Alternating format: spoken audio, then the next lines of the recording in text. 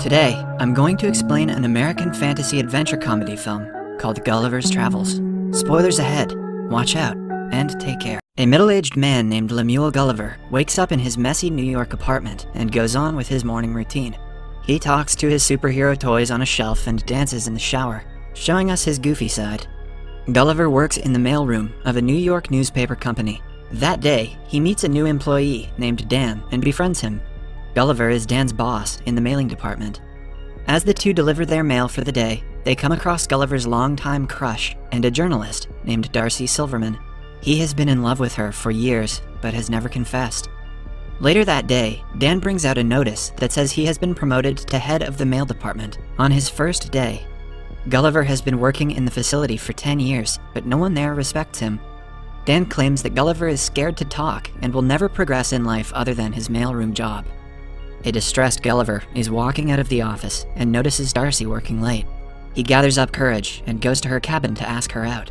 However, his nerves get the best of him, so instead, he picks up a random paper from her desk and heads out. Darcy asks him if he wants to apply for a travel writing assignment. A nervous Gulliver agrees and has to submit a travel blog the following day. At home, he copies and pastes several articles from the internet for the blog. The following day at work, he submits it to Darcy, who is impressed by his writing skills and provides him with a new task. She wants him to travel to the Bermuda Triangle and write an article about the legends of ships mysteriously disappearing there. To impress her, Gulliver agrees. Darcy arranges a contact and a boat for him. Gulliver flies to Bermuda the very next day, where he is picked up by a man. He takes Gulliver to a rented boat and shows him how to use it. The journey is pretty simple as the boat is automated. Gulliver finally sails for the Bermuda Triangle alone in the boat. For the first few hours, he enjoys himself by reading How to Build a Robot magazines and drinking several cans of Coke. He soon falls asleep. Sometime later, he wakes up to a massive wave in front of him. A sea storm hits and he quickly puts a life jacket on. The boat shakes vigorously in the water. Gulliver turns around to see an enormous sea tornado coming his way. Gulliver, with his boat, is sucked on top of the tornado, then right into its eye. The screen goes black. When Gulliver opens his eyes, he cannot move his body. He looks down and is surprised when he sees some tiny men standing on top of his chest. Their leader introduces himself as the Commander Edward Edwardian of the Lilliput. The camera zooms out, showing us a crowd of tiny people standing around Gulliver. He is pinned to the ground with tiny ropes and wood. Commander Edward calls Gulliver a beast. A confused Gulliver yells in fear and breaks free from the ropes easily. Thinking that this is a dream, he tries closing his eyes. Edward orders his soldiers to bring the beast down. The soldiers attach their hooks to Gulliver's pants and make him fall unconscious. When he wakes up, Gulliver finds himself tied to a cart and being pulled into the kingdom of Lilliput. The tiny civilians come out of their houses to get a look at the beast. He is pulled into the royal palace and presented to the king of Lilliput, King Theodore. The king's daughter, Princess Mary, pities Gulliver and asks Edward if the restraints are necessary. Edward claims that Gulliver is a spy from their enemy kingdom, Blefuscia. Gulliver finally speaks and asks the king where he is. King Theodore's secretary, Jinx, tells him that he is in Lilliput, the greatest nation in the world. Gulliver thinks this is a prank and asks the non-existent cameraman to show himself.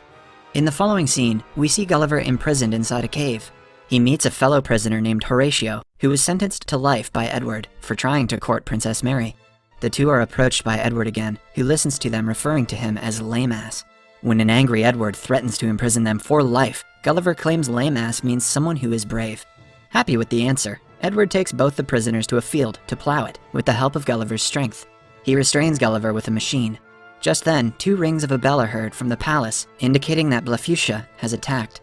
They are trying to kidnap Princess Mary and have started a fire at the palace. Edward quickly runs to the palace and orders everyone not to save the princess, as he wants to be the one to save her. But Horatio asks Gulliver to do it, because Edward can't reach her on time. Gulliver easily takes the Blefuscian soldiers down and saves the princess, but the king and his secretary are stuck in the fire. Gulliver, in a hurry, urinates on the building. Everyone claps for him when he stops the fire and saves King Theodore. The king removes him and Horatio from imprisonment and thanks Gulliver for his bravery. He also invites everyone for a feast at night to celebrate the occasion. Edward is furious to see someone else being praised for their bravery. At the feast, the king asks Gulliver where he is from, and he answers he is from Manhattan. The people assume that Gulliver was the president of Manhattan, as he is the bravest one there. Gulliver feels like a hero for the first time in his life, so he fabricates the story, claiming he was known as President the Awesome. Everyone believes him, except for Edward. The following day, the people of Lilliput build a massive home for Gulliver, with all the facilities he couldn't get when he was in New York. Gulliver also makes them build a theater to fit everyone in the kingdom. Then, he shows them a drama of the sinking Titanic, claiming it to be the story of his life. Everyone is amazed by the tragic life that he has had.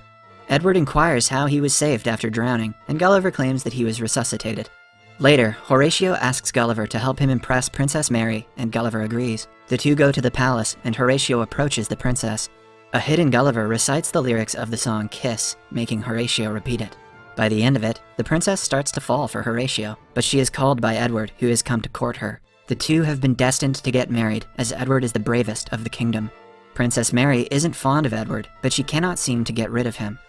Somewhere else, the search party finds the washed-up boat with cans of Coke. Gulliver comes to the scene and finds his phone is still working. He has 12 voice messages from Darcy. Turns out she is furious to have found out about Gulliver's plagiarized article. She has to now sail on the same trail Gulliver came through to do the Bermuda Triangle research herself. Gulliver now doesn't want to go back to New York and face her, so he decides to stay in Lilliput permanently. Edward is not happy about the decision and tells the king he is suspicious of Gulliver. The king dismisses him, claiming that he trusts Gulliver. Because of his stay, the king gives Gulliver the title of the new general and demotes Edward to vice-general. A jealous Edward turns Lilliput's defense system off, making it easier for their enemies Blefuscia to attack. Blefuscian soldiers and their king see this and plan to attack Lilliput immediately. They approach the kingdom through waters and launch cannonballs towards Lilliput. Being the general, now it is Gulliver's responsibility to stop them. He nervously steps into the water and starts to splash it around. The cannonballs do not work on Gulliver, who is massive compared to them. Eventually, he defeats the Blefuscians and becomes the savior of Lilliput. The people from Lilliput fulfill all of Gulliver's wishes. They even build a model of Times Square so he would feel at home. They change their clothing to match that of Gulliver's. Soldiers are appointed to cut his hair and give him massages. One night, Edward barges into the princess's chamber. He claims that it is his right to come in any time because he courts the princess. The princess finally reveals that she doesn't love him and doesn't want him to court her anymore. An angered Edward leaves for Blefuscia to ask for help from their king. Edward's men have found the Build Your Robot book Gulliver had on the boat. The Blefuscian king agrees to help him build a robot using the book to battle Gulliver. Some days later, Gulliver is at the model Times Square.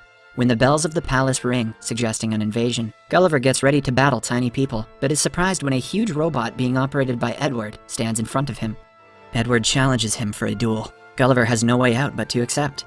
He tries to push the robot, but it is way stronger than him. It picks Gulliver up with his pants and makes him accept defeat. Gulliver also confesses that everything he said about him being the president is a lie. The king and the princess are surprised to have been betrayed by him. Edward sends Gulliver to a forbidden place called the Island Where We Dare Not Go as a punishment. When Gulliver is left there, he is picked up by a giant little girl. Turns out the island is the home of giants. The girl thinks Gulliver is a toy and keeps him in her Barbie house, dressing him in girly pink clothes.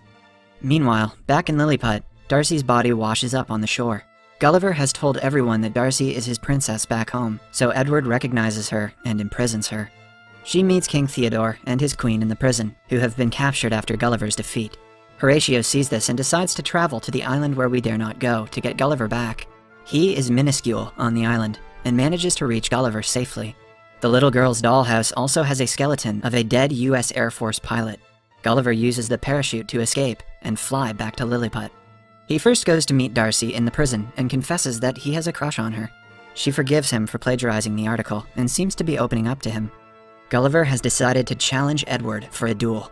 He doesn't want to prove his bravery anymore, but genuinely wants to help Lilliput. The following day, the two stand before each other, ready to battle. Gulliver wants Edward to give the kingdom back to King Theodore if he wins, but if he loses, Edward will destroy the kingdom altogether. The two fight, and Edward overpowers him within seconds. Horatio runs to help him and manages to get inside the robot. He defeats Edward from inside, eventually depowering the robot. After that, Gulliver easily manages to defeat it, and the crowd erupts in cheers. Even Darcy celebrates the win. Because of Horatio's bravery, he is provided permission to court Princess Mary. The two finally kiss. But just then, Edward, who has reached the point of insanity, takes the princess hostage. But the princess, finally having enough of Edward, beats the traitor up in frustration. Darcy then kisses Gulliver for the first time. The The Blefuscian king and Theodore are about to initiate the war again, but Gulliver stops them. He successfully helps to make peace between the rival island nations by reciting Edwin Starr's War, and finally he, along with Darcy, return to New York City on their repaired ship. Cut to a few weeks later, Gulliver has left the mailroom job and is a travel writer now. He and Darcy are in a happy relationship. Gulliver has just completed a travel assignment, and the movie ends as the two walk out of Darcy's office while holding hands. Subscribe for more videos like this, turn on notifications, and leave a like to help the channel out. Thank you for watching.